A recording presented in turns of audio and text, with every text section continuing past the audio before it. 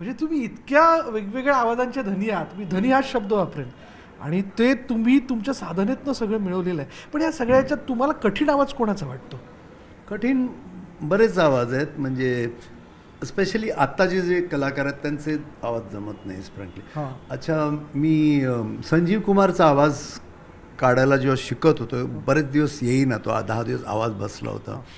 अमरीश पुरी, दादा कोंडके हे ना व्हॉईस येतात, पण ते खूप जास्त केलं. आज मला गणपती बाप्पा मोरया, तुम्ही मला बोलवलं तिकडे, लवकर सोडा, गंगी वाट बघते तुझ्या आरतीसाठी, गणपती बाप्पा तुमच्या मला मोरया बोला की. तर बरेच आवाज असे आहेत जे जमत नाही, पण काही सहज येतात.